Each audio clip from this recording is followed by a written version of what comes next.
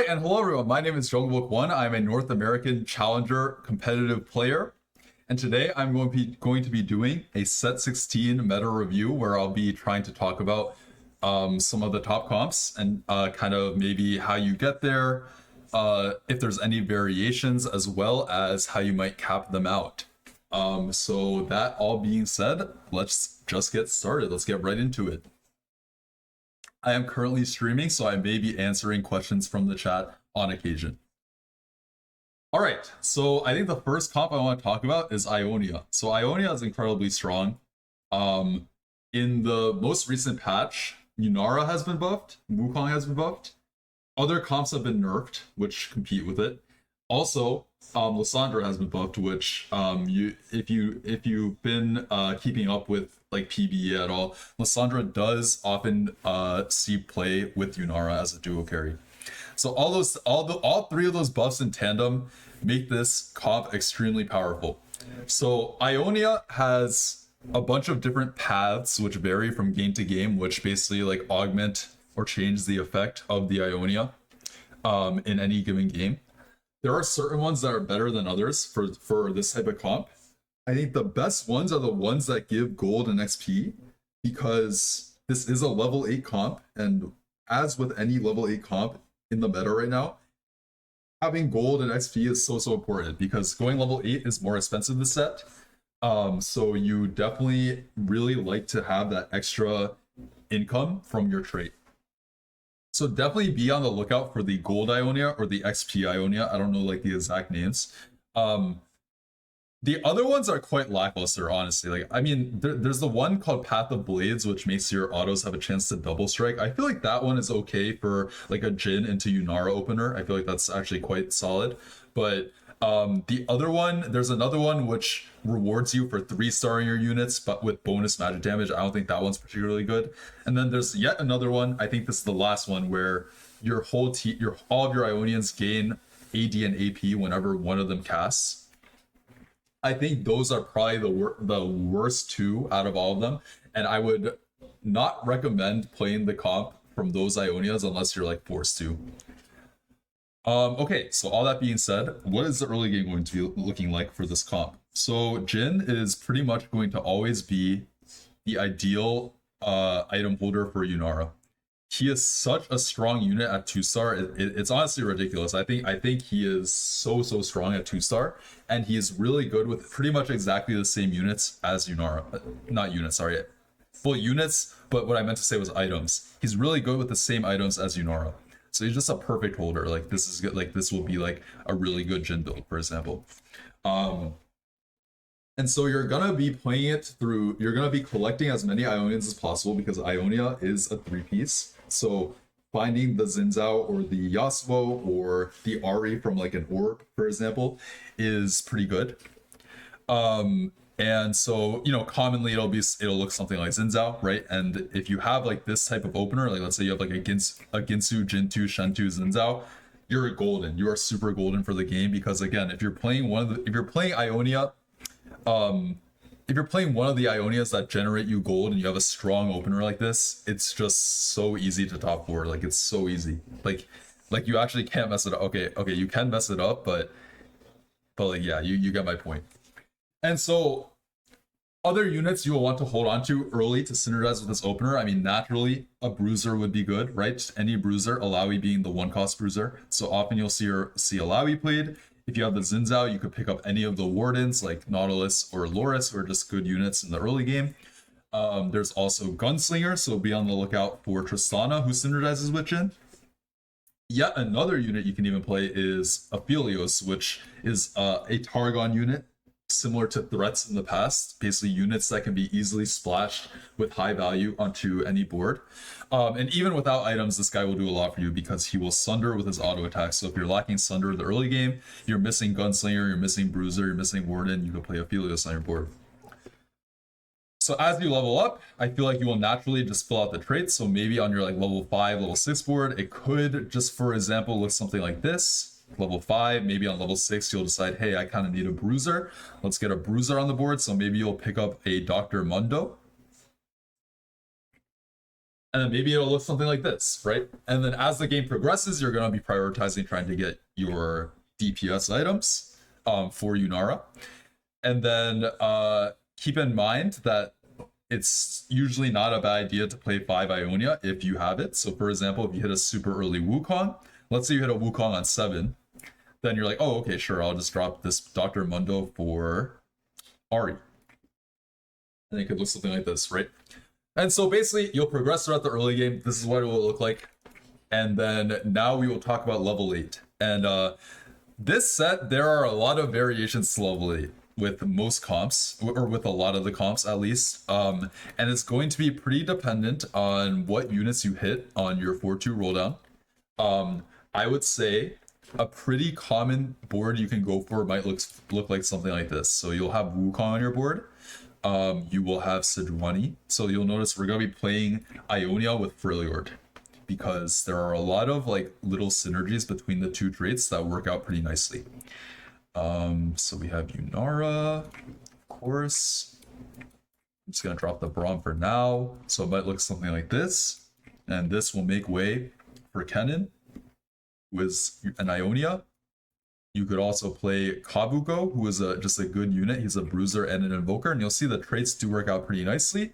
And you can also play a Taric on this board. Taric is pretty much a tank that is just always good. I would like highly recommend to always be buying Taric on your level 8 rolldowns because he is such an insane tank. And obviously his passive is just like always very high value, right? So this is like this is a pretty common variation. You'll notice the traits look very pretty, so that means it is good with Bronze for Life. Like Bronze for Life, the Gold Augment or the Prismatic Augment, which rewards you for playing the Bronze version of many traits on your board. And I do think that this is going to be a good default, a good safe default for your Yunara boards, where you will have your Yunara as your primary carry. Again, you're going to be building these items on Jhin early game, so you'll have these AD items ideally.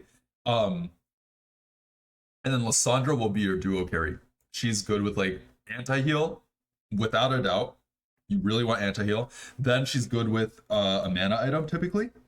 And then really anything else can fill that third slot. Like you could play like Deathcap, you could play Archangel, you could play JG. You could play JG plus Nashers, that's fine as well. Obviously, that's like requires a lot of bows, so maybe it'll be like Morello. Morello might be more common, like Morello, JG, Nasher. You know, obviously there's tons of variations that are acceptable. You're going to be slamming whatever items help you get to level 8 with a lot of wins under your belt, with a lot of HP, with a lot of gold. That's like the whole theme of the set, honestly. At least from what I've gathered so far. So this is a common variation, but there are ways to deviate from this.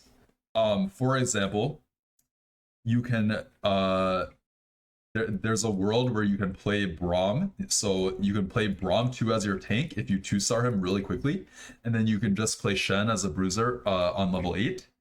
And then you kind of have like some extra slots, right? So you'll see this is 6 units. You have extra slots. There are a lot of units that can just fit in really nicely pretty much to any board.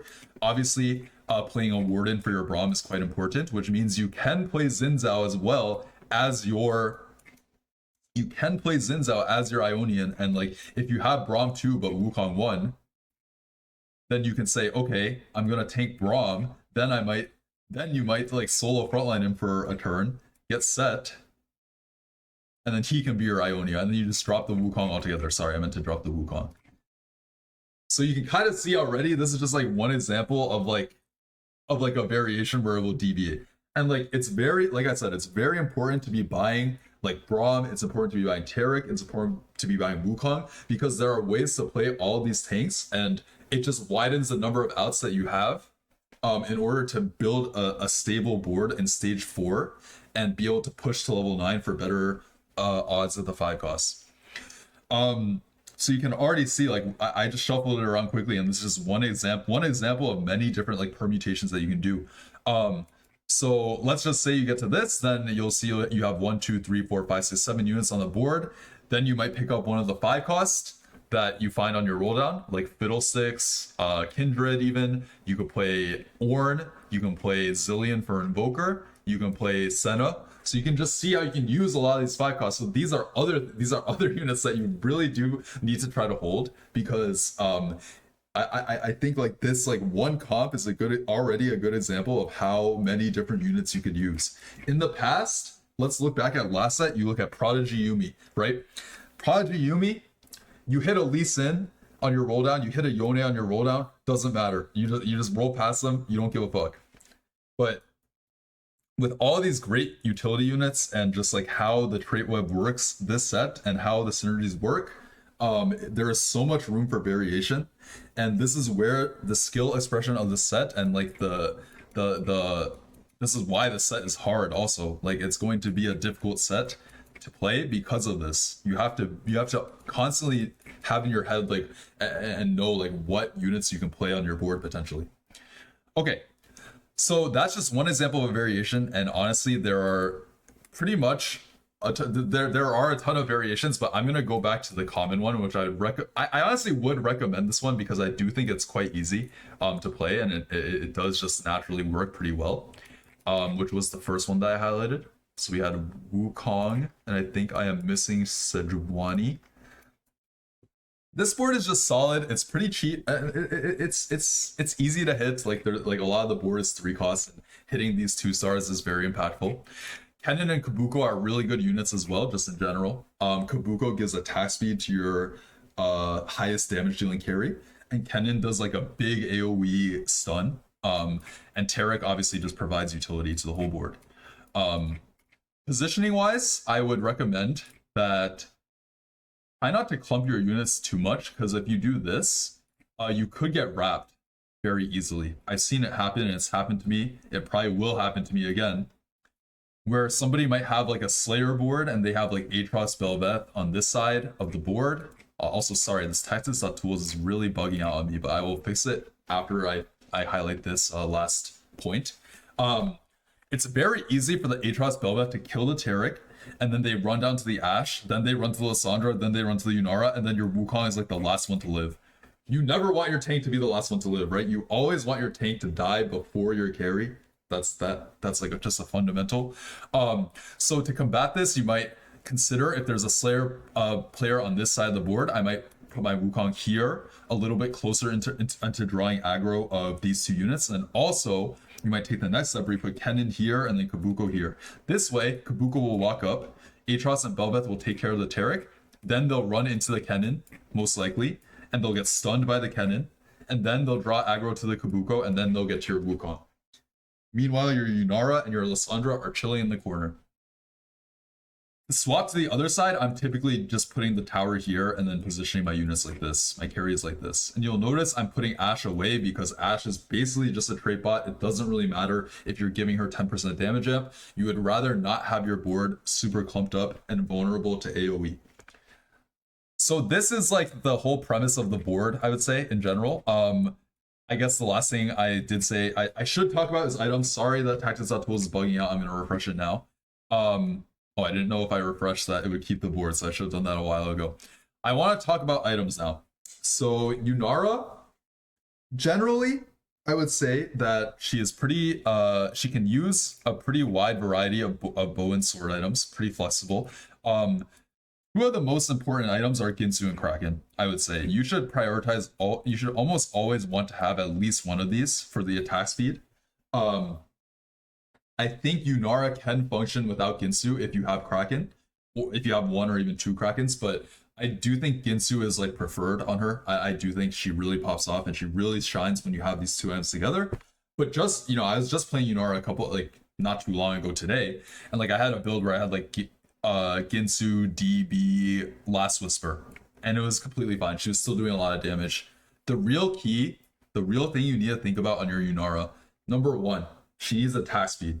Whether that's from red buff, whether that's from double Kraken Slayer or something, she needs a pretty good amount of attack speed. Number 2, she needs flat AD. What are the items that give a good amount of flat AD? It's Kraken and Deathblade. So she needs at least like some combination of attack speed and AD. That's what you really need on her. And after that, If you're missing utility, Last Whisper is completely fine, Red Buff is completely fine, Giant Slayer completely acceptable as a third item. I think Gunblade's like okay, but I do think you prefer to have three pure damage items on her, in my experience. IE is very good on her because you'll notice she has a passive effect at the bottom of this description. It says when lasers critically strike, they deal 33% bonus damage, meaning IE is quite effective on her as well.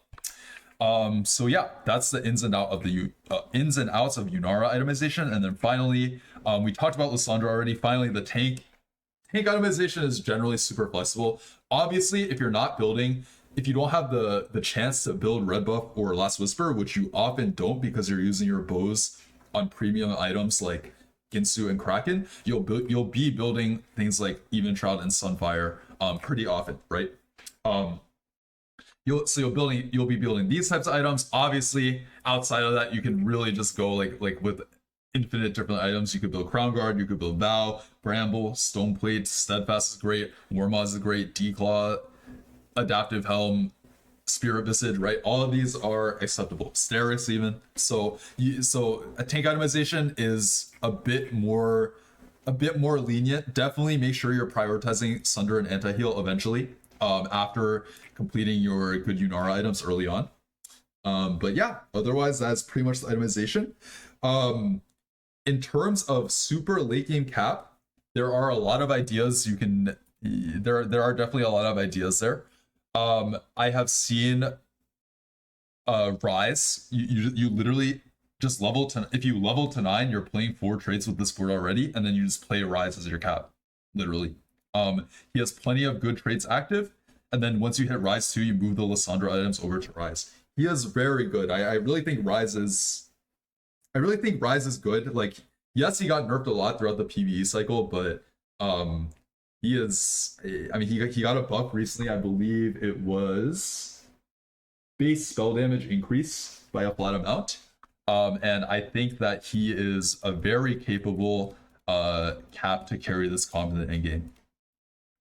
So Rise is a good unit to play with this specific variation. Again, you'll be unlocking Kabuko and Kennen in the mid, usually the mid game, and then once you have these 2 units, it allows you to unlock Rise very nicely with this board. There's other things you can do, like playing Set or Volibear, who do fit in accordingly with Ionia and Freljord respectively. Obviously this may change, like we were talking about, there are variations to the board. For example, if you play Set, maybe that will incentivize you to change your board around to fit 5 Ionia or something. Or we talked about how you can, if you hit Braum 2, you can play Set and then drop the Wukong altogether, right? There's a lot of room for cooking, I guess you could say. So Set and Volibear are ideas to cap out, and then again, really pretty much all the units I mentioned earlier, Fiddle, Senna, Shyvana, kind of honestly, those are the big 3 of in terms of flexibility with Fast 9. Those can always fit in very nicely. Ornn can fit in with Braum, so you can kind of see, again, there's a lot of room to play things at cap. So that's the summary of this board. Before I move on to the next comp, I would like to talk about what I was just talking about, the big 3, I guess I called it. I really do think these 3 units, the reason they are so good on any board is because they provide utility for free, right? Lucian and Senna have a passive called Soulbound. Gives your whole board damage reduction or damage amp. Fiddlesticks has Harvester, where he reduces their enemy armor MR by 10. No matter, unconditionally, as long as you play him on your board, he will do this. Shyvana has the same thing, where when she ults, all allies will take 10% less damage from enemy abilities. I really think these units can be seen as threats. Like they can be seen as units that can just be put on any board at any time, and they will provide insane amounts of value. So if you ever have any doubts or free slots on what to play and you're level 9 and you have access to these units, you can almost never go wrong with these types of units. I think Taric should honestly be in that group as well. Honestly, even Skarner can like Skarner is another unit that just has a team-wide buff, right? All allies gain armor. Super simple, but if you're playing against, let's say you're playing against a Yunara player and you're playing against a Slayer player, and you happen to have Skarner unlocked and you don't really have the gold to play anything else or roll for anything else, Skarner can be a really good addition to the board. So these types of units that just buff your whole board for free at no like at a very minimal investment, and they're also decent units by themselves. These are going to be units that you're always going to be on the lookout for. All right, so that is Ionia, and just like a quick note about like plus units, I guess you could say. I think the next comp that I should talk about, I'm looking at this list, probably I should talk about Bilgewater and the possibilities with that. I think Bilgewater is extremely strong. With Bilgewater, you need an early TF 99% of the time, unless you get dropped like a Nautilus GP orb or something, right? But that we know how rare that is. So if you get a TF from orb or TF in your stage 1 shop, and you have like let's say you have a Lowy pair, right? And you play this on your board, what you can do is you need to or what you want to do if you're willing to commit to Bilgewater, or like at least have that option open to yourself. I honestly don't see why you wouldn't do it all the time. Is you will slam because Graves' unlock condition is having 2 items on Twisted Fate. So what you need to do is you need to slam 2 items on Twisted Fate in stage 1, like immediately when they get dropped, because that way you can unlock Graves and he will be in your shop on 2-1, and then you put Bilgewater in on 2-1, which can make the difference of having enough Silver Serpents to buy something later on, right? Like it can make the difference of buying like a GP or a Nautilus or a champion dupe or some item, and maybe that will win you a fight later on, right? So getting it in early as possible is very important. So in a large majority of games, you'll be dropped 3 components. So you will slam whichever one makes most sense for Twisted Fate or for Bilgewater. Like you can think about playing Gangplank in this comp. You can think about playing for MF. You can think about playing for TF reroll. So like there's a lot of different like variations there. For example, let's say you get dropped Tier Glove Cloak. Then I might recommend, okay, let's just make Hodge.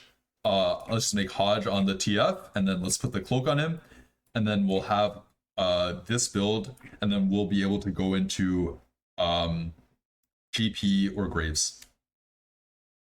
Okay, so that is what I would say about the opener. Is Senna still spotchable after the nerf? I do think she is. Yes, I still think Senna is quite good.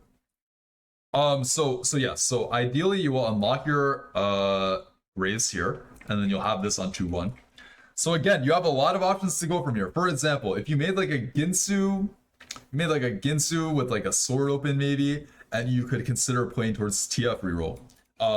The whole gimmick of Bilgewater, and the reason why it's so strong, is because it lets you cheat out super early upgrades with by the Bilgewater shop.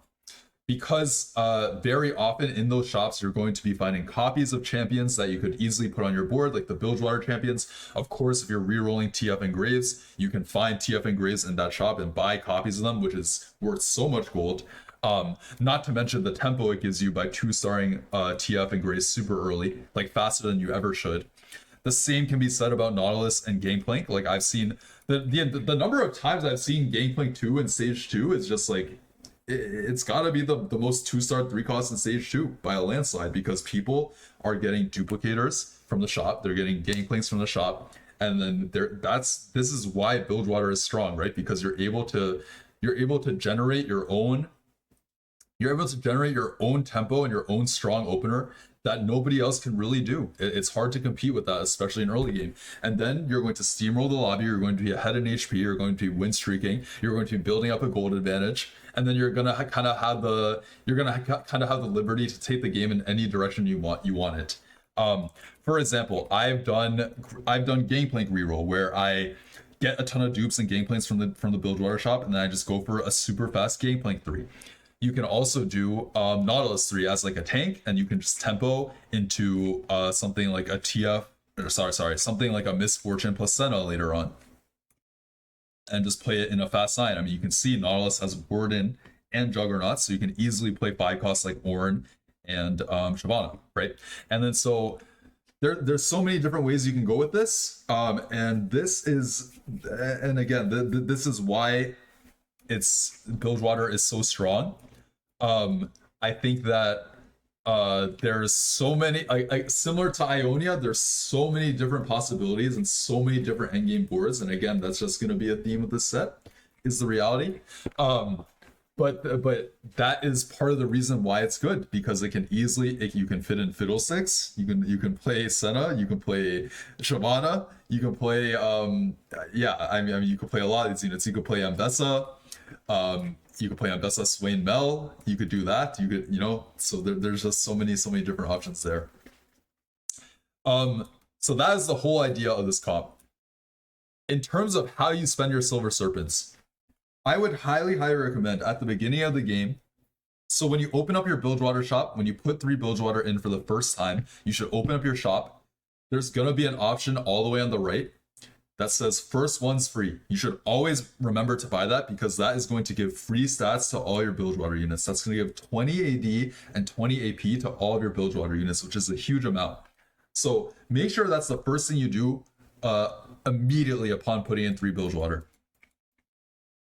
After that, you're going to, in the early game, be buying copies of the units, of the Bilgewater units. So often that's going to be these 5 that you're going to have consistent access to in the early game. Buy copies of these units and 2-star them as fast as possible. Like literally any of them are fine. Because again, the whole idea is going to be upgrading your board faster than other people, cheating out upgrades, cheating the system in a way that other players can't, and trying to abuse this trait as much as possible. So upgrading these units is going to be the strongest thing you can do at the beginning. After you upgrade them, you can consider buying some Bilgewater items. I mean, I think they are in the other. For example, the early game ones, Lucky Doubloon, a really good one to buy early game, because it really does multiply the number of Silver Serpents you get in the long run. And you can even just put it on like Twisted Fate. You don't even have to put it on your main carry, right? Because it doesn't really give a lot of stats, but the whole thing is for the passive, which will generate you so many extra Silver Serpents throughout the game.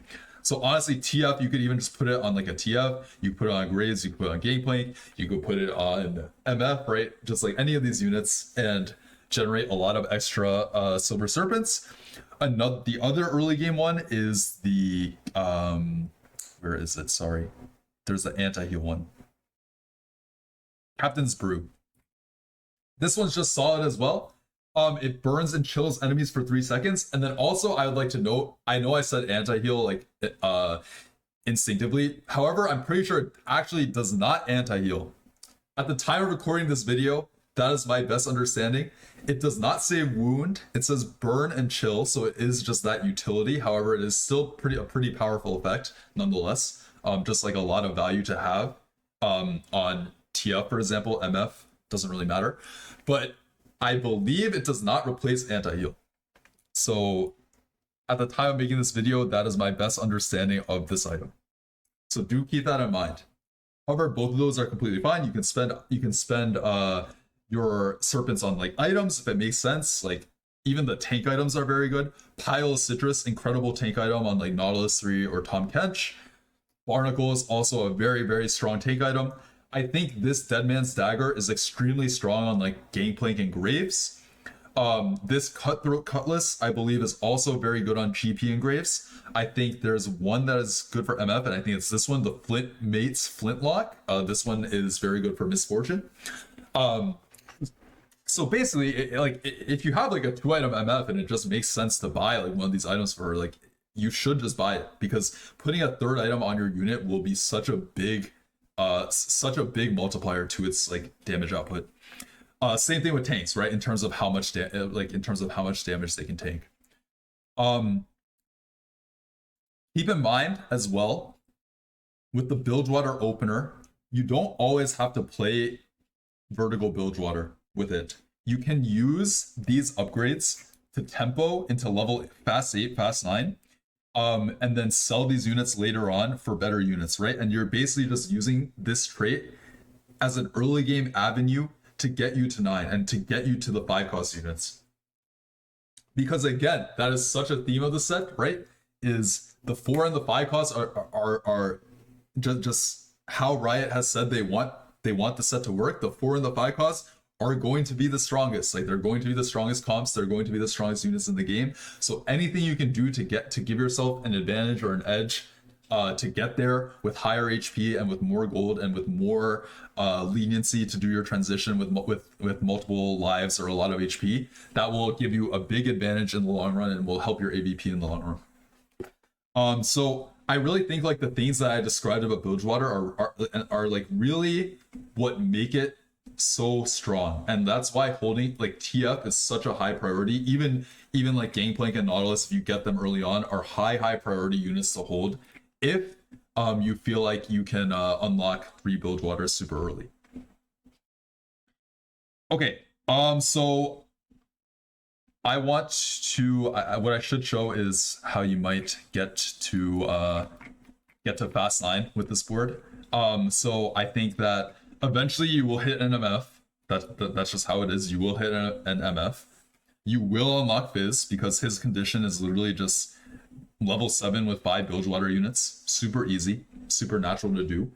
You can play 7 Bilgewater throughout the mid game, where you will probably be carrying something like MF2 plus Gangplank, and then you might play like 1 frontline trait here. Like you might play something like a Warden, you might play a Juggernaut, you might play a Bruiser to pair with a Lowy.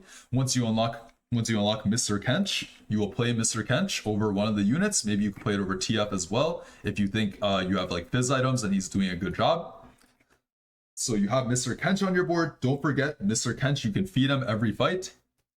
And every time you feed him a champion, it gives him permanent stats. So Kench does cap very high if you're able to feed him for a very long time. Anyway, late game, I think there are some key units you want to drop. I think in this variation where you're like playing around MF, let's just say your items are like IE, Last Whisper, and let's just say for the purpose of Bilgewater, like let's just say you have Flint Mace, Flintlock. Did I say that right? First Mace, Flintlock.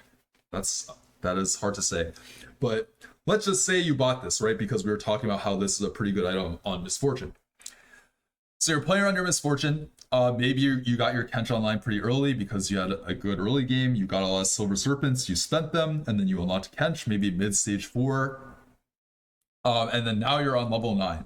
I think that you definitely need to drop out 7 Bilgewater, because 7 Bilgewater as a trait, all it gives is more Silver Serpents, right? And like superior loot means your shops are a bit better. It gives you access to like the higher tier items. But by then, hopefully you will have like one damage item, 1 tank item maybe, and that's good enough. I think then you want to drop out. So let's say you bought a bunch of Nautiluses and you duped Nautilus, like you bought the champion duplicators for Nautilus 3, which I think is actually a pretty common thing. Then what you might do is you will drop out of these 4 units. I think you can drop a Lowy as well. You could just play like any Bruiser. If you have access to Volibear, that would probably be the best. But if you don't have access to him, I think Wukong will do the trick just fine. He's a very solid unit now that he's been buffed. Then you will naturally play Nautilus's traits, which are easily played with these 5 costs, which are Ornn and Shyvana. Again, you don't literally have to play both, but I'm just trying to show how you can easily find things to play. You can easily play Senna. I'd say Senna is like almost a requirement with the Misfortune, right? If you're playing around Misfortune carry, I think this gunslinger is just the best gunslinger in the game. And then from there, you have a lot more. You have even more liberty, honestly. You'll see you can play something like, you can honestly play a Zir. Where's the Zir at?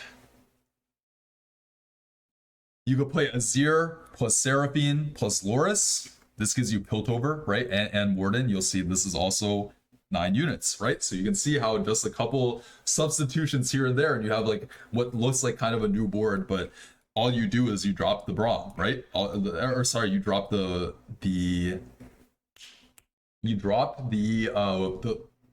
sorry, I was at a loss for words there.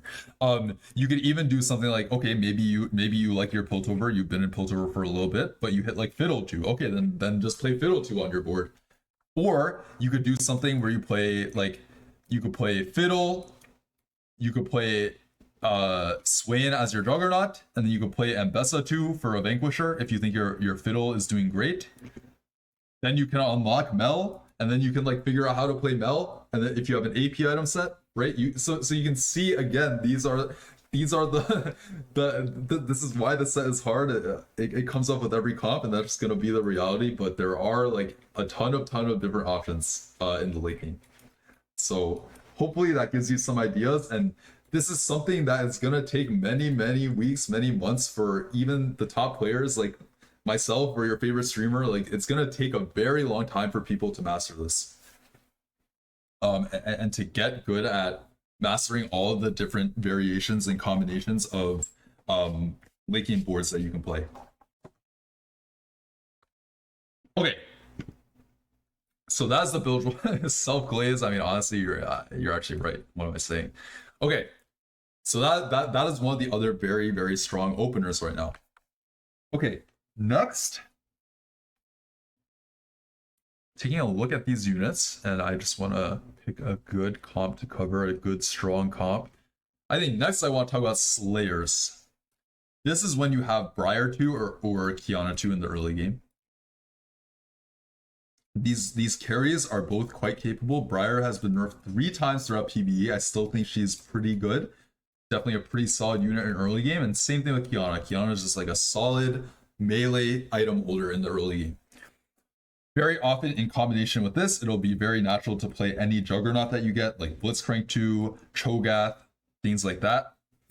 Cho'Gath might lead into like Void to add some extra value to your board. You can sometimes play like early Noxus on your board, I guess. I haven't done that too much myself. I think usually I'm trying to play the Juggernaut, like some type of Juggernaut for the Briar. That's not a Juggernaut. This guy. Okay. So you have these units, and you will be carrying one of these two. Very often you won't always have the 2-star of Briar or Kiana. If that's the case, I would just carry whichever one you have 2-star. So if you have Briar 1 and Kiana 2, you should carry Kiana 2. If you have Briar 2, Kiana 1, you should carry Briar 2. Sorry, you should carry the 2-star. And then if you have both of them 2-starred, I think it's like debatable, honestly. I'm not like super confident about which one's like way better. What I will say is if you have like an attack speed item like Kraken, well, I guess it would be Kraken specifically. Briar stacks with Kraken very quickly with her ability because she gains an attack speed steroid via her ability. So I think if you have Kraken, I would prioritize Briar. And the reason I'm saying Kraken is because this is a premium item on Belveth, which we'll talk about very shortly. So you're going to be slamming your Belveth items on your carry. So let's say you have Kraken, let's say you have like a Titans, and then let's say you have a Bloodthirster, and this is your build. Great, awesome items, and these items will get us hopefully to level 8.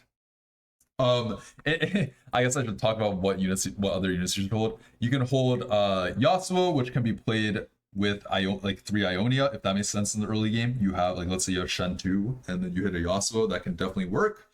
He's a Slayer. You definitely want to hold Gangplank, who's a Slayer. Again, like I said, the Void units are generally quite good because they synergize with Belveth later on, and they're just like, they just fit in nicely with the board, frankly. So that would be Cho'Gath and Resai typically, who can be additions to the team in the early mid game. Let's say you hit the Cho'Gath and then you play the Resai for Vanquisher. You can kind of see where this is going.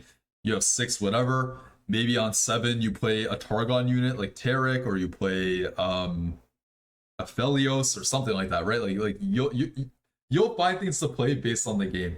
That's the whole idea. But you based on the different early games in your shops, you will have different. Your board will look slightly different every game.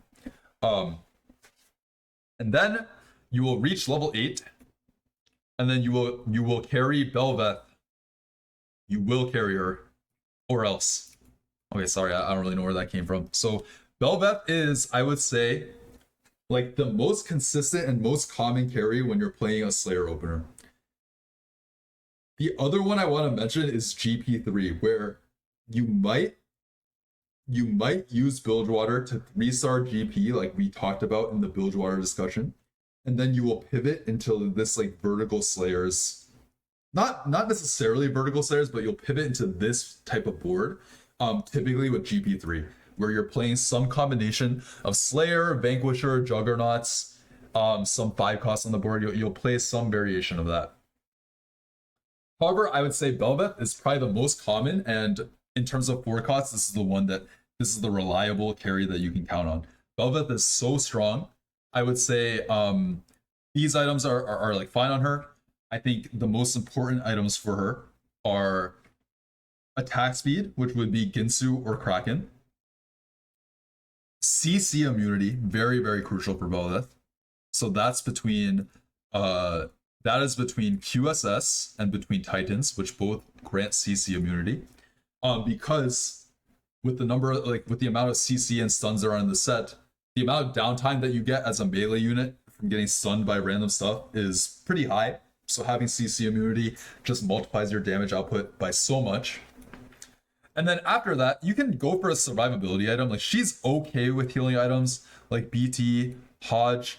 Honestly though, I've typically found that as a 2-hex unit and a unit that has innate Omnivamp from her trait, I think you don't need a survivability item. So again, like I said, Edge and Knight acceptable, Sterix acceptable, but you can just go for like a triple damage build like this, and I think that it can work a lot of the time.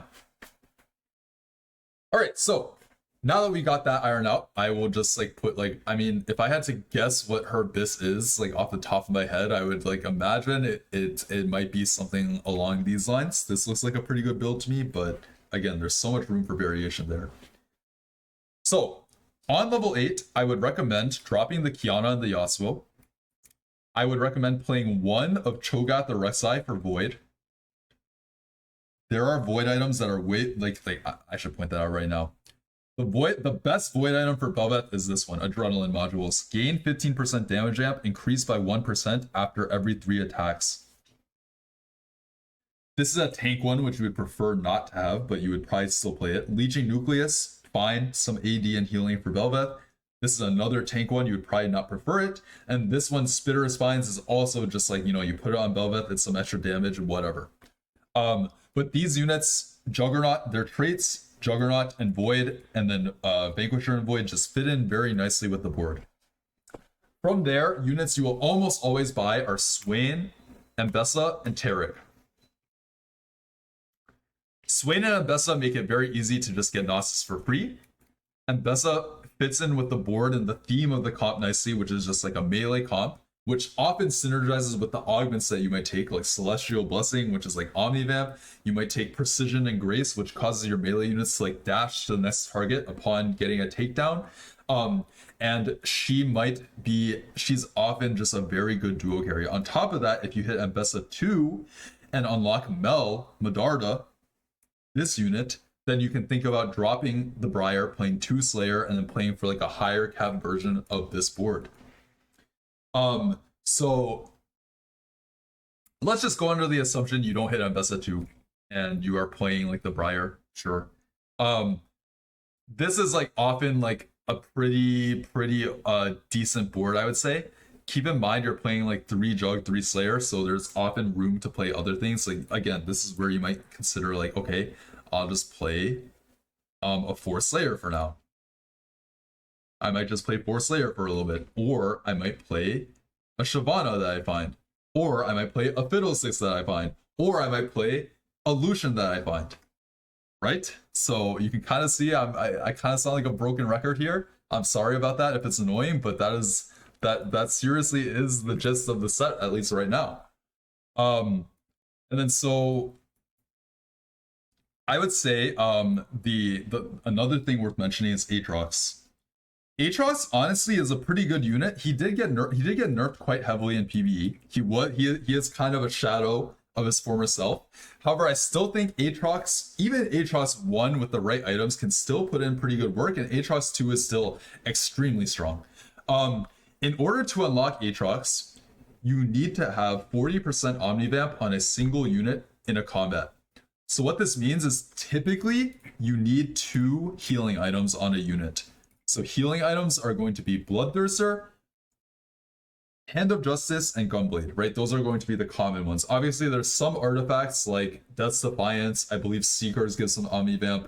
The Darkened Bow actually gives Omnivamp because it gives your holder the Darken trait. So that's another example of like a common item. And as well, also to mention, the Darkened Bow is very powerful on Bel'Veth. But that is how you unlock Aatrox, and if you unlock him, I would highly recommend trying to play him. And so that kind of segues into what will the cap of this board look like. So I would say that you're typically going to be capping around Melmedarda.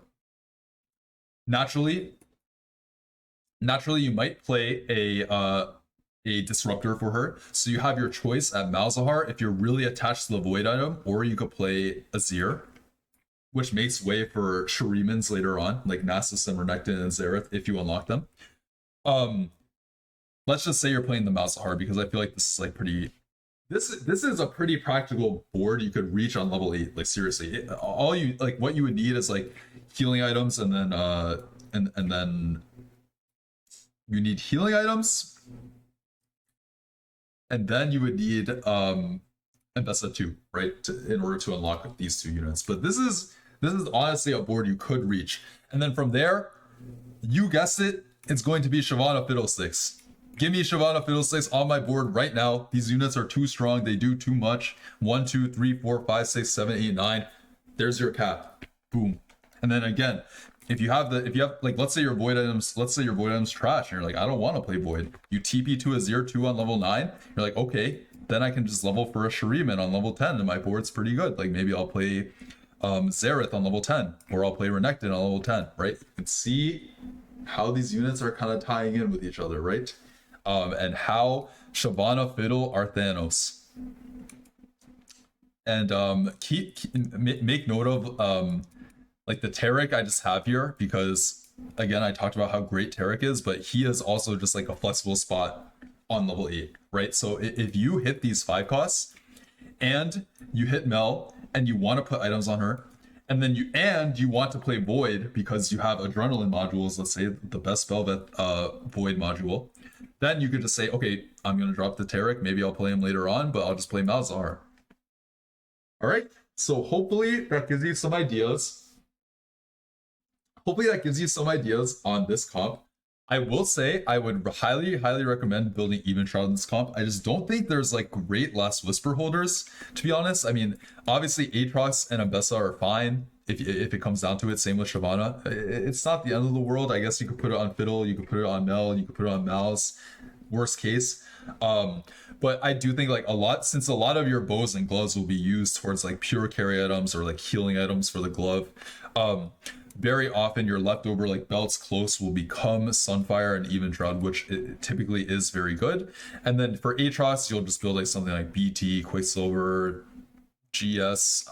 Again, I'm just doing these on the fly. I'm assuming that people generally have a idea of what items that melee units will want. And then again, ideas for cap, you'll just put always getting a TG for these types of units. For Mbessa, getting a blue buff, a Morello or a red buff as your anti-heal source, completely acceptable. Let's just say you get a red buff. Having this type of like items on Mel is really good late game. So this is how you're going to be trying to cap out the board, and hopefully I highlighted the itemization for the most part. Swain is also Swain will probably come up on many boards that you see. He's really good with Vow. He's just like the big AoE stun unit this set. So accelerating his cast and making sure that he can get his ult off early on into the fight is very important. So Vow is pretty much going to be always an extremely good item on him. Okay, so that is Slayer. This was so honestly, those were probably the main AD openers, like Bilgewater into MFGP, Ionia into Yunara, and Slayer opener into Slayers. So now I guess I should talk a little bit about what you might be able to do with AP. So first of all, I would just like to say there is Lissandra. I'm at the time of recording this video, I'm unsure about Lissandra's viability as like a primary solo carry on level 8. I'm really not sure. But I do think that she is very strong. I think she's a very good duo carry with the Yunara. So if you have AP items, that's something you can be thinking of always. Outside of Lissandra, there's Lux, who you can play through with Demacia. And that is honestly probably the next comp I really want to talk about is like Vertical Demacia / Arcanists, because I really do think they share, they do share a lot. So what opener will you play this from? So typically it's gonna be around these types of units, defenders with Jarvan 2, and then Anivia, Sona, because these are because Jarvan and Sona are the one cost Demacians, and then you can see these are just the one cost that link with them. So this is an opener that you might see. By putting 2 items on one of these Demacia units, you'll unlock Poppy, and she can be your Demacia. So maybe your level 4 might look something like this. Your level 5 might look like an Invoker. And then from there, what is your endgame goal? What should you have in mind when you're playing this comp? In my opinion, the carries you should be thinking about when you're playing this comp are Lux, outside of just general fast line. Lux, Annie, and Silas. I think that these units are the ones that are going to be carrying you in stage 4 and stage 5 and onward. So with that in mind, I think it's just pretty natural most of the time here that we play more Demacians. Like we can just play Xin Zhao, we can play Vayne on the board. And we can try to star up these Demacian units, right? And you can see as we progress further and further, on level 8, we'll get the Garen and the Lux on the board, and the board may look something like this. You'll notice at this point we have Lux. We probably want to be carrying her. We can easily just drop Anivia for Nico, who is an Arcanist and a Defender. Again, yet again, you'll see there are 2 units that there are a lot of synergies between Arcanist and Defender and Demacia, because there's Garen and Jarvan, who are Demacia Defender. There's also Lux, who's a Demacia Arcanist, and then there's Nico and Silas, who are Arcanist and Defender. So there's a lot of little ties in with these 3 traits. So your board from the Sona Demacia opener will typically lead into something like this. So this is 9 units. So what I would like to talk about now is how to unlock Galio. So unlocking Galio is an option. It's not, I don't think it's a requirement. You don't necessarily need Galio, but if you're playing for level 8 and you're playing for Garen 2, Lux 2, let's just say, right? You will naturally just unlock Galio, right? Because Galio, his unlock condition is 12 unique star levels of Demacia, which is doable so long as you hit some of the upgrades. I think all you need is 7 of them 2. Sorry, all you need is 5 of them 2-starred, and then 2 of them 1-starred. If you have this, then you'll be able to unlock Galio. Upon unlocking him, what he does is he just counts as an 8th Demacian unit, but he doesn't take up a slot on the board. So he will stay on your bench. He'll just chill on your bench, and then halfway through the fight, he'll dive in and then begin using his ability and impacting the fight. So because of that, that means you can naturally just drop one of the shitter units. You can drop Vayne or Sona, don't really care who it is. And then that will be your 7 Demacia. Just imagine Galio is on the bench in this situation. So from there, or I guess during all of this time, you need to be thinking about unlocking Silas. Silas is an extremely super powerful unit. He does so much damage. He can do he can do an AoE stun. He can do a laser that snipes the backline. He can do a Garen ult, which just smites single target, a ton of single target damage. This is the hard part about this comp, is knowing when you're able to sell your Lux and your Garen and your Jarvan to buy the Silas, or to unlock the Silas. Sorry, Um, if you're really healthy and rich, you can honestly just do it like when you have a lot of gold, and it's pretty easy to just unlock him, and then you can roll for less one.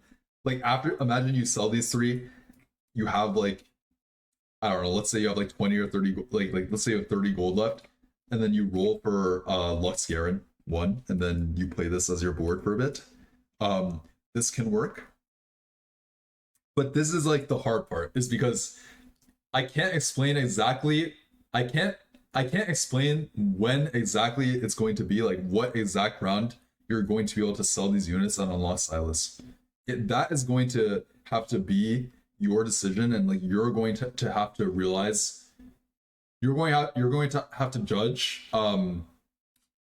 You're gonna have to judge your board strength and your HP and just like how much gold you have, and whether or not it's realistic or even stronger to sell the Garen 2 and the Lust 2 yet. So that is what I like to say about that. So now I want to talk about how do you cap this board. So let's say you rolled on level 8. You did everything right. You got the star levels of Demacia, you unlocked Galio, then you hit Lux 2, Garen 2, Jarvan 2, you sold them, and let's say you found the 1-star. Sorry about that. Let's say you found the 1-star copies back, and this is your board going into level 9.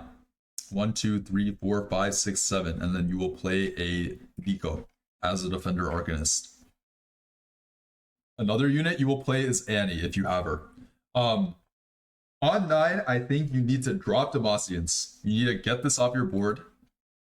Like let's say you're in a high roll spot, you make it to 9 with a lot of gold. Get this off your board. Get this off your board. From there, you have these units. Keep in mind, Galio is not taking up a slot on your board, right? So we are going to be putting in Annie and Tiba.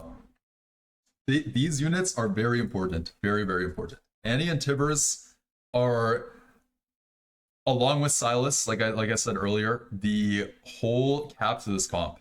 When you 2-star Annie, the reason 2-star Annie is so strong is because she not only gives you a carry, she gives you a 2-star tank as well. And Tibbers, you can put items on him. He is pretty much one of the strongest tanks in the game. Definitely, like I would say almost surely the best non-unlockable tank in the game. Like maybe you could say like Brock's tankier or Baron's tankier. Like sure, I mean yeah, but Tibbers is basically one of the tankiest tanks in the game. So Annie 2 is such a valuable unit because of that. She gives you a 2-star frontliner and a 2-star backliner. A 2-star 5-cost frontliner, I should say. So you will be playing Annie. So you'll have 1, 2, 3, 4, 5, 6, 7. Keep in mind, you will not always have the Galio unlocked. But if you do, then you can literally just play him as an extra unit. Who really cares? And from there, you have the liberty to play whatever you want. Yet again, wow, look at that. So you could play Swain on your board for 6 Arcanist. And then from there, you could play a Tariq, or you could play a Fiddlesticks, or you could play a Shyvana, or you could play a Senna, and you get the whole point. Whenever you have extra slots, you go back to those 5 units that I showed earlier, the big 3, big 5, whatever I said, and you look for one of those units, and you put it on your board to add value. And it really is that simple. Keep in mind, with this as well, I don't think Demacia is really a requirement at all. So like, if anything compels you to just like play like some other unit, like for example, I think I've done Vi in the past, and then I've played Seraphine as my +1 if I was really attached to the Piltover mod. This is another way you could do it, right? So this is where you have the room to make some variations. Okay, let's talk about itemization. So, itemization. First, we will talk about Annie, probably the most important carry in this comp.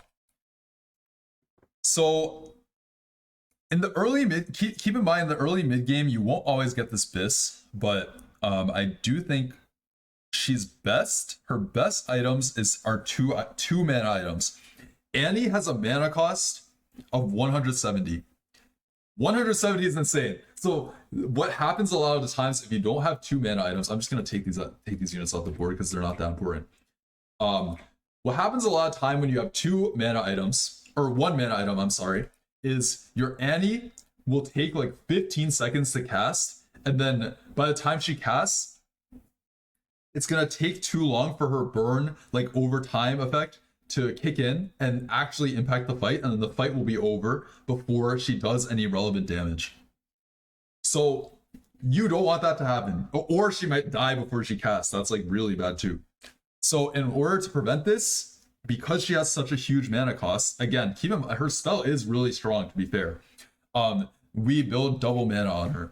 Just to drive this point home, let's take a look at what Meta TFT has to say. Okay, unfortunately it's not working, but I promise you, if it were working, it would show double mana. I promise that. So Helm plus Shojin, Helm plus Blue, Blue plus Shojin, right? You could go JG Nasher, JG Nasher Nasher. You could go JG Nasher Shojin, JG Nasher Blue, JG Nasher Adaptive Helm. You could even build a Ginsu on her for attack speed in order to get her to cast. I don't care what it is, all right? But you better build 2 mana generation items on her, or else I will find you and I will be mad at you. So build 2 mana items on her, and she will pop off, okay? It really is that simple. Okay. So that's Annie. And keep in mind, Annie's spell does burn and wound, so you don't need red buff on her, you don't need Morello on her, even though those items might be acceptable. Also, Void Staff is very good on her as well. And Void Staff does give a combination of mana gen and attack speed, so it is not bad either. Okay, so let's say you have this build. This build looks great to me. Reminiscent of Amp Annie. Shout out to Amp Annie. One of my favorite sets ever. Well, or not my favorite sets, but my favorite units ever. Anyway, now let's talk about Tiba and Silas. So, Silas, best in slot. I think these 2 items in combination with each other are the best. There's like almost nothing that beats this, in my opinion. The combination of spell crit, healing, having 2 glove items together, it's just too good. It really is just too good. If I had to prioritize one of them, it would be JG. Silas is strongest when he casts the laser and he just like one-shots the enemy carry, like in the corner. Like, the reason I like putting him on the side of the board is because I've noticed when he's here, he's way less likely to Jarvan ult. He also sees a really good line of units, like a large number of units to hit with the Lux laser, and then he'll just very often snipe the enemy corner, and then it'll just instantly chunk the enemy carry for like 70% of its health. And then your Annie will kill it later on, or your Silas will kill it on with another spell rotation. So if their carry is here, I'm often trying to put Silas all the way here, and vice versa. This is my best understanding of Silas right now. You can do other things where, like, let's say they have their units clumped in this corner. Like, imagine they're playing the Freljord statue. You could put the Silas in front and just get him to, like, Jarvan ult.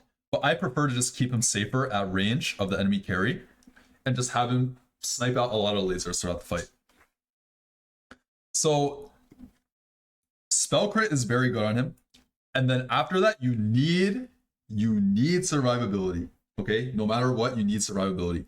Just like I said, how if you don't build double mana on Annie, I will find you and be mad at you. If you don't build survivability, same thing. So what are the survivability items? So healing is of course going to help him live. So that's things like Hodge, BT, and Gunblade, right? These types of items, which heal him for the damage he deals. After that, there's also even more survivability. So you can build Titans for CC immunity. You can build Edge of Night for the 50% health, like, or 60% health untargetable stasis thing. You can build. What else can you build, guys? You could build Quicksilver. Like honestly, like you could even do a build like this. Like I don't even think this would be bad if you pair it with JG, because QSS is also like a crit build, a crit item. So you could build something like this. This looks fine to me as well. So that is what you want. And then so in terms of like what I think like the best item, like if I could pick 3 items, I feel like it would be this. I feel like it would be these 3. This gives us the JG Hodge combination I talked about.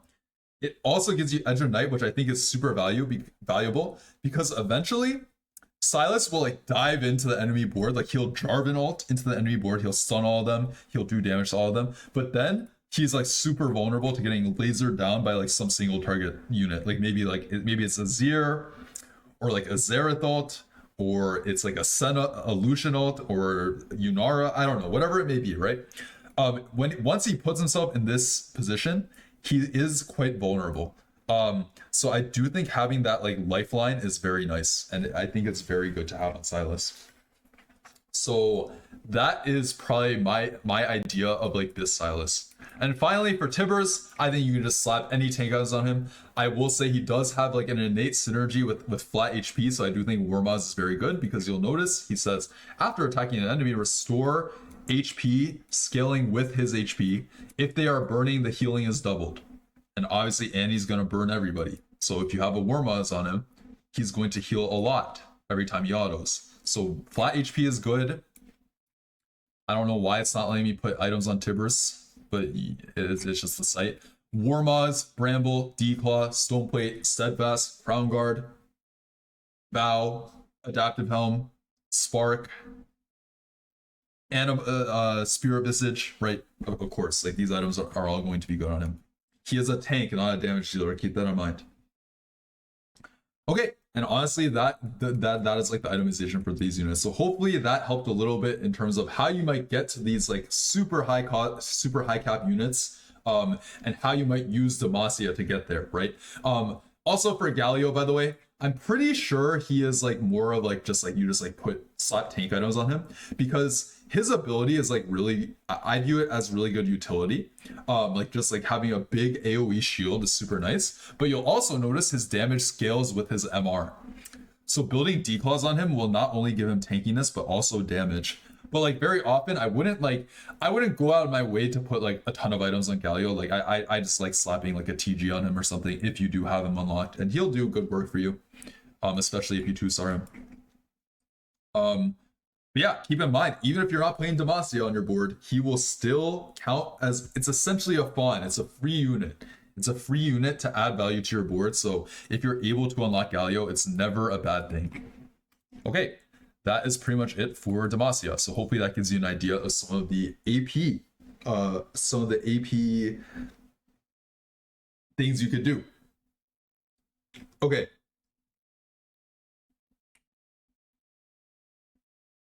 Did they fix TG on Galio? I'm not sure.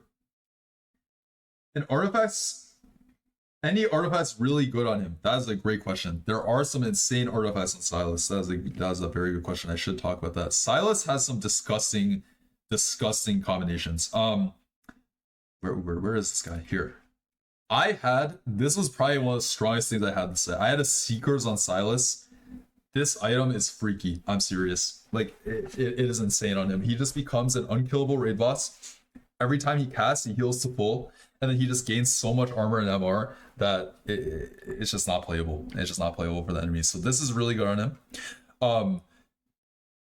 I think that's Defiance. Very good as a healing item. There's Wit's End. I'd imagine this is like acceptable as a healing item. Gives some resistances as well and some tankiness. Not like the best thing ever. Zanya's has to be like elite on him. Like very, very good.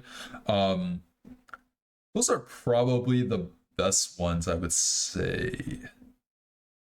Maybe Horizon Focus is okay with his ult, but I think those are probably the best that I am noticing. I guess Mittens would probably be good. Probably can't go wrong with Mittens on him. But yeah.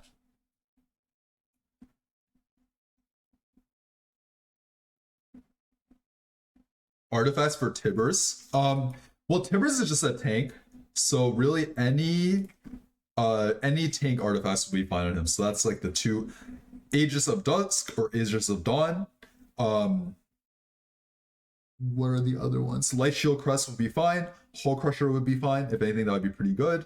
You could put your Mogul's Mail on him. You could put your Dark and Aegis on him. Like, let's say you get one of these from Horn or something. Indomitable would be fine. Void Gauntlet would probably be fine. So yeah, just like your tank items. Okay. So that is a little bit on Annie and Silas. Okay. Now, the next thing I needed to talk about, and this is going to be honestly like one of the hardest ones.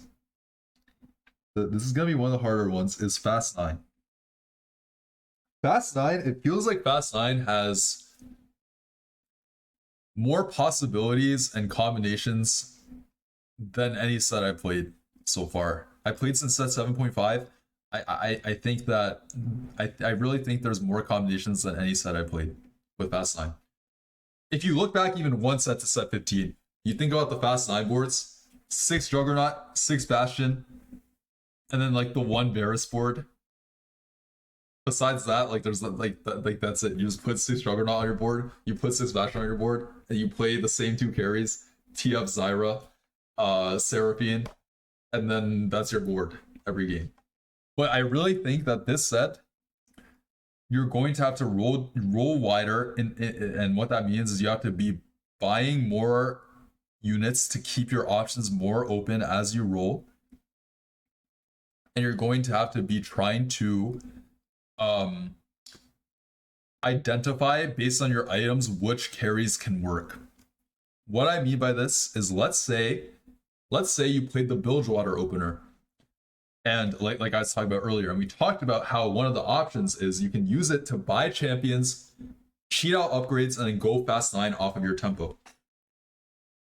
So let's say you just built Ginsu Kraken on MF for tempo, and she's your carry.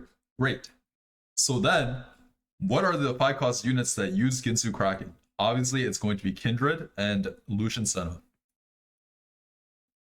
Both of these carries are extremely capable units. I think that when my approach so far in PvE has been, if I'm going Fast 9 and I have a set of AD items, I'm willing to play either of them. So I'm buying every Lucian, every Kindred on the rolldown. If I 2-star Kindred, I will probably just carry her for the game first. If I 2-star Senna first, I will carry Lucian Senna for the game. So I really think that you should try to hold both of them. Don't tunnel on just one, because there are going to be games where you see 3 Kindreds on the rolldown but 0 Lucians, and then you'll be like, oh shit, I just missed the carry. You're like, oh man, I missed. Like, this game sucks. But no, you could have just bought Kindred. So be willing to buy either of them. Okay. So that's step number 1 with Fast 9, because very often with Fast 9, I feel like you build Ginsu early, and you tempo it into some AD carry, and then you try to go 9 with it into one of these. Okay, so that is the AD carries. For AP, you have so many options. Again, this is, I've been saying, I sound like a broken record, but you really do. For example, you can play Annie Tiba on the board. My dog just like walked into the door and it's like staring at me. Sorry, it kind of scared me. You can play Annie Tiba. We talked about how Annie Tiba is very, very strong. We also talked about, if you're going to play Annie Tiba, make sure you have double mana, if possible. It would be highly, highly preferable. So, but Annie is so good to buy on the Fast 9 rolldowns, again, because she gives you a guaranteed carry and a guaranteed tank that can last you the entire game. So highly, highly recommend holding on to Annie's if your items do allow it. If you, let's say you have a build like this where you have Void, Morello, JG or something. Let's just say, where is Morello? Void, Morello, JG. You cannot put items on Annie. If you put these items on Annie, she's not gonna do anything. I'm serious. Like, you have to try to put these on Fiddle or Azir or someone else. I don't care who it is. Seraphine, I don't care. I just don't think you should put these on Annie. Again, we talked about why, right? Annie is a very good unit to hold Annie plus Tiberus. So that's one example of it. That's one example of an AP carry. The next option is Mel Medarda, incredibly strong. She did get nerfed a little bit, and Disruptor did get nerfed, but I still think this unit can still do a ton, and it can still be a reliable AP carry.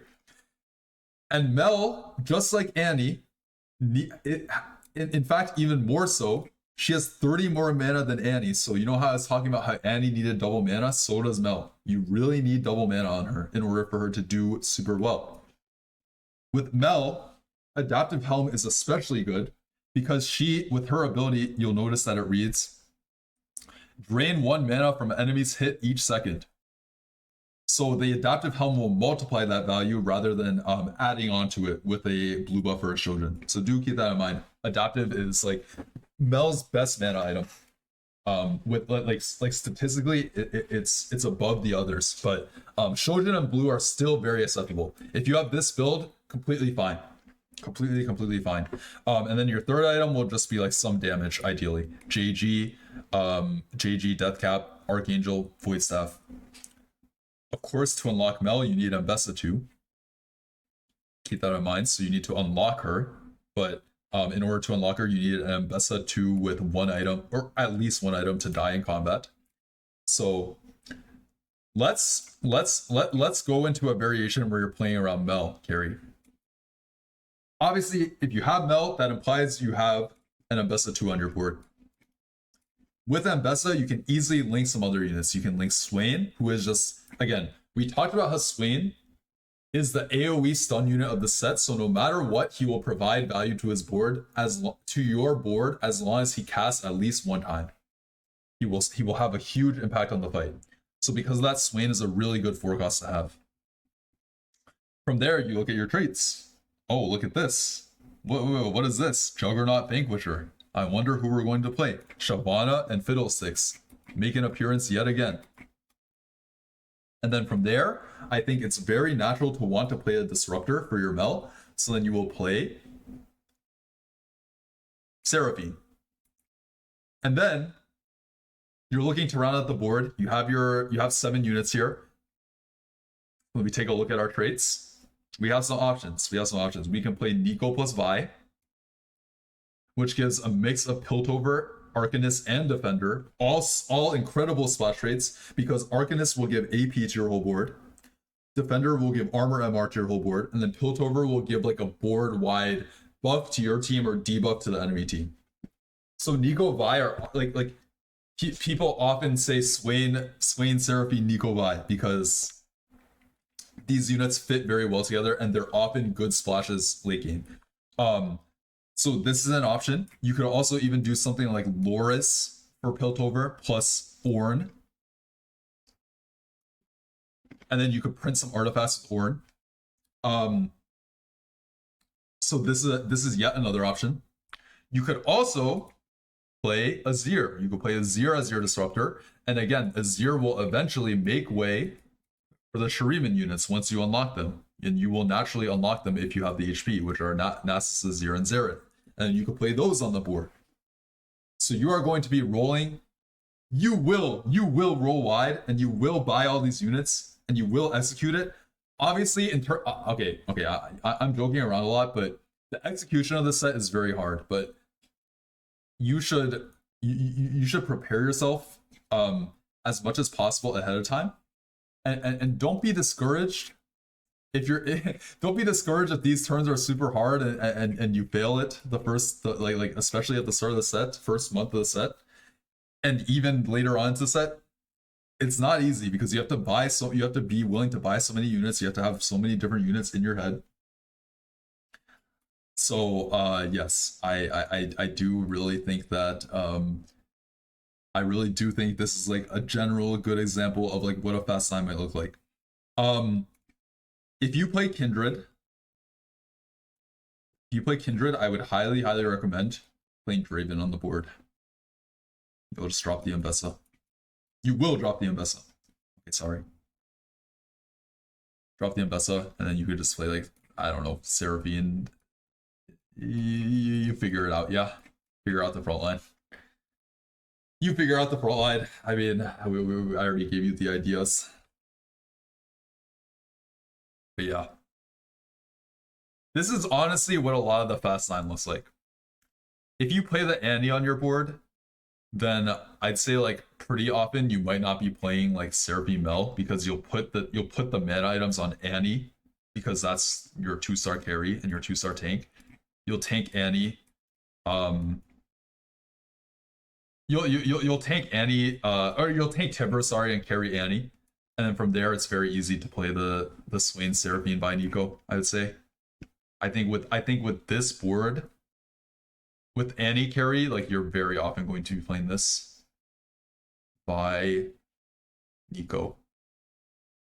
I think it's very often going to look like this because it's 4 Arcanists as well for your guy. Tibbers tank, Shyvana fiddle. You can always put items on. You have your AD carry here. I'd say in this case, just drop Quick Striker then. But if you're playing Senna, then I don't really think it needs Gunslinger because the Gunslingers are kind of trash. Yeah. This is how this is what an Annie Fast 9 might look like. Okay. So those are the most common variations of Fast 9, I would say. At the beginning of the video, we talked about Rise a little bit. I don't know if you want to like go out of your way to play Rise outside of that Freljord Yunara comp. Trying to think if I'm like really missing anything here.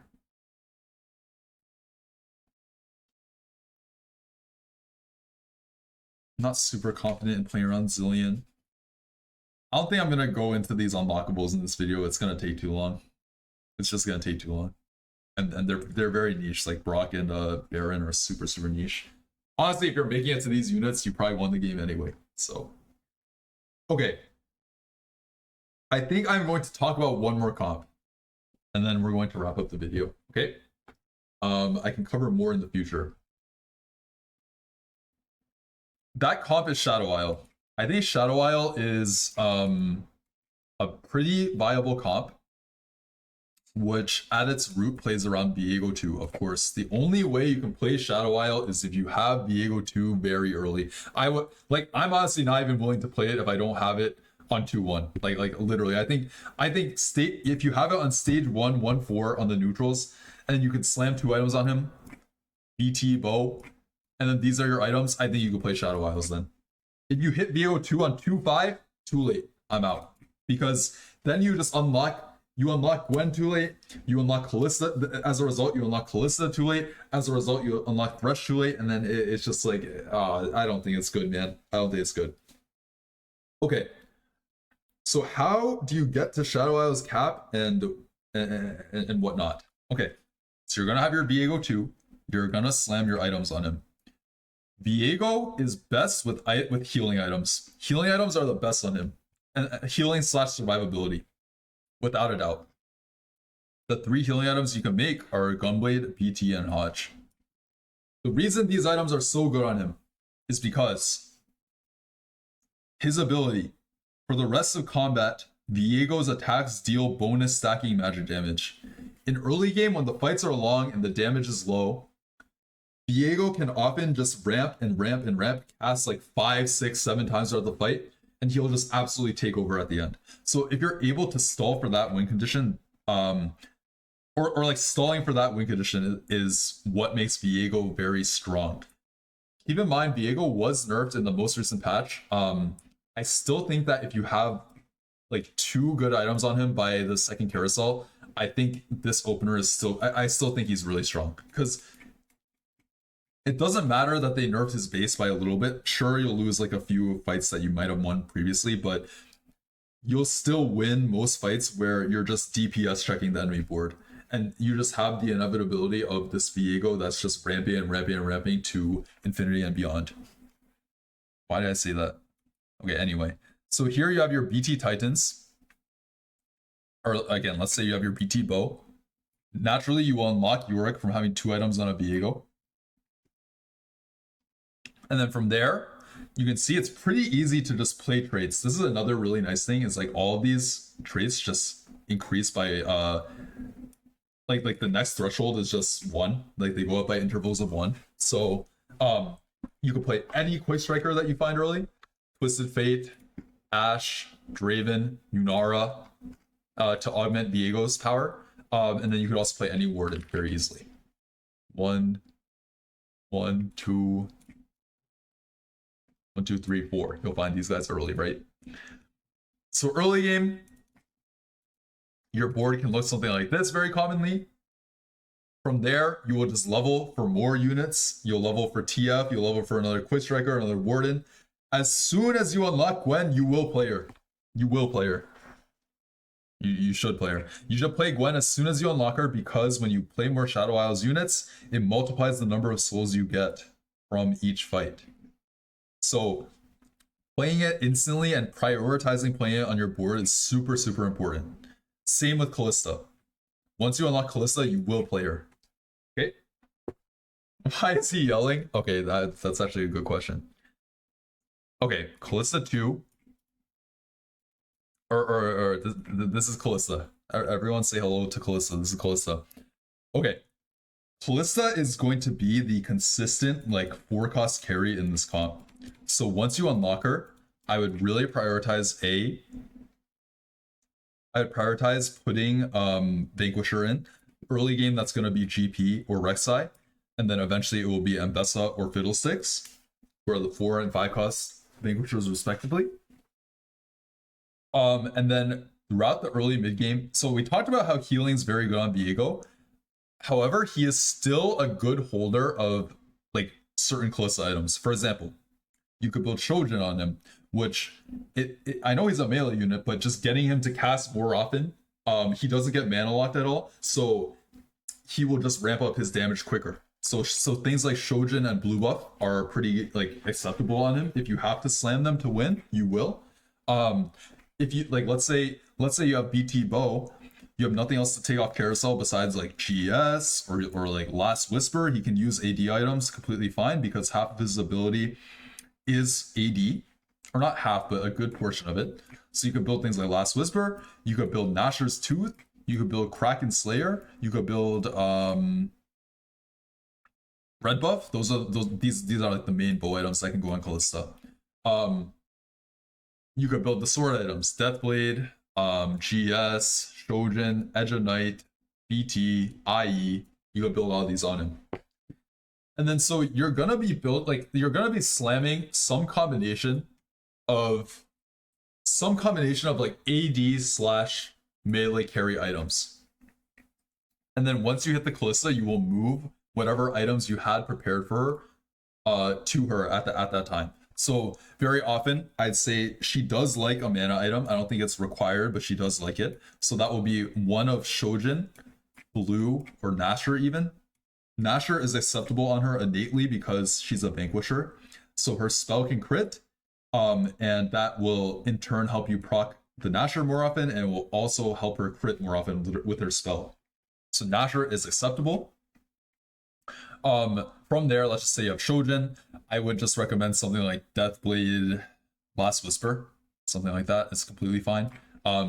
Keep in mind, it might seem tempting to build IE on her, but she doesn't need it. She does not need IE because she can innately crit with Vanquisher, and you will always play a Vanquisher for her. So, you don't have to build IE. If anything, it's usually better to build some combination of like flat AD or armor pen or mana or attack like utility, right? Or damage amp via strikers or GS, right? This would also be pretty good. Giving her crit chance, right? These items that give crit are especially good on her. So yeah. Am I too late to the rundown? I will have the VOD up and I'm going to post it on YouTube. So no. He can start from the beginning, don't worry. Bro, I'm getting tired of talking. Okay. So the game will progress. You're going to unlock these units naturally. 1, 2, 3, 4, 5, 6. You will play a Vanquisher on level 7. Replace Zinzao with a better with a better Warden, perhaps. Okay. So there's a lot of ways to cap out this board, but on level 8, the units I'm looking for very often are Ambessa, Braum, and Taric. The reason is, at this point, you don't really need Quick Striker because Callista is, like, Viego, we talked about how he's really strong early, right? Because the damage is low, like the damage on boards is lower, and the fights are longer as a result. But in stage 4 and onwards, he can't really survive unless he's like 3-starred with perfect items. it's really hard for him to survive and function as a primary carry because he will just get bursted down and killed very easily. Or enemies will have tanks like 2-star Taric, 2-star Braum, 2-star Wukong that can just tank his damage. I mean, he is a 1 cost after all. So Viego will fall in relevance after stage 3, meaning you want to focus all your effort on Kalista. So I think Mbessa is just the best Vanquisher that you can play that is unlockable, or that is easy to find on level 8, right? She's a 4 cost. Fiddlesticks would obviously be better, but he's a 5 cost. If you find Fiddle, then great, you can play him. But Mbessa is going to be the one that's most common. Braum is simply just the 4 cost Warden, same thing, right? So be on the lookout for Braum, also be on the lookout for Ornn, without a doubt. And he can be your tank unit who's holding things like Even Shroud, things like Sunfire, things like any tank items that you have. And then Taric, we already talked about him. I mean, he came back yet again, just a great unit to have on any board. He can function as your tank for pretty much the whole game. And I would not skip any Tarics on my initial roll down. And I would be very hesitant to sell a Taric pair pretty much at any stage. And then from here, I typically like to just play a Seraphine. Especially if you have a good Piltover that you like and you feel like it's doing a lot for your board. She's also Disruptor for the time that you're playing Gwen. I like playing Seraphine a lot. Okay, so let's say everything goes well. You hit your Kalista 2 and your 2-star tank. Let's say in this case it's Braum. Viego's holding like these like your AP items and stuff for now. You could put them on Seraphine, I guess, or Gwen even. If you hit Gwen 2 at this point, I would move it to Gwen 2. And then you unlock Thresh. Assuming the early game went pretty well, you killed a decent number of units. I would say on average, you're unlocking Thresh by late stage 4 or early stage 5, okay? The moment you get Thresh, he must go in. You will sell Viego. I don't think, like, playing the extra Shadow Isles units at this point is not really super worth it compared to other things. What I mean by that is if you look at the jump between 2, 3, 4, and 5, the jump in AD and AP is so small, right? Like, so to the point where it's just better to be playing higher quality units rather than more Shadow Isle units, right? And this is again just the theme of the set. Like, they're like Riot is taking power out of the verticals and they're trying to incentivize more 5 costs on the board. So there's a lot of ways that you can go after this. Thresh really likes these items. I think last time I checked, this is his best in slot, spell crit and healing.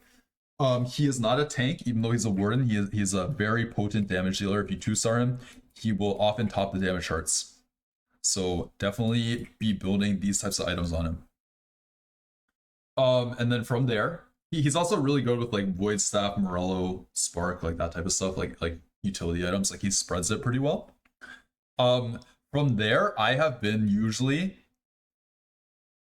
been dropping out of the Gwen because we talked about how you'd want to drop Shadow Isle units. I usually try to play an Ornn because it just provides a lot of value, and it's like I can just get the artifact going to improve my cap later on. And then of course you want to get Fiddlesticks in there. And so Fiddlesticks, you have 1, 2, 3, 4, 5, 6, 7, 8, 9. Like, this might be something. This might be what your level 8 board looks like potentially. I have also seen people play. I've seen Mel. Where's Mel? I've seen Mel. You keep the Gwen for Disruptor. You keep the Gwen for Disruptor, and then you play Swain plus Mbessa. So in this case, you wouldn't be playing Loris and Braum. You would play Swain and Shyvana instead. And I think this looks fine as well. Honestly, like, this would be fine. I do think, like, yes, Yorick is a Warden Shadow Isle, but it's completely fine to drop him eventually for something better. Like, super late game, I think it's better to just play like a Taric or a Senna if you have extra AD items. But that is usually going to be like the ideas of the late game cap for this comp. Again, important thing to remember: just drop out of the shitter Shadow Isle units. Drop Viego eventually. Drop Yorick eventually. Probably drop Gwen in a lot of cases unless you're playing Bell. And then add in the legendaries that just make sense. That is like the best advice I can give. Okay, so yeah, that is Shadow Isles. I really think this comp was worth mentioning. because I do think that it still caps high. I mean, again, the opener is slightly weaker after the Viego nerf, but I still think this will be a good, reliable comp if your opener with Viego 2 is strong. And often, if you have Viego 2, he is just like a strong unit because of how he works, like we talked about with ramping throughout the fight. So often you'll be ahead and then you'll be able to go 9 and make it. Okay, that is going to be it for this video. I covered a handful of comps. I'm sorry that it was so long, but I hope that it was insightful. And yeah, I would like to finally like shout out my Twitch channel. I'm going to be streaming like pretty much every day of set 16 on my Twitch channel, which I will leave in the description. And yeah, I would love to I'd love to see y'all there and answer any questions that you might have. But otherwise, best of luck with the new start of the set, and I will catch you all next time. Peace.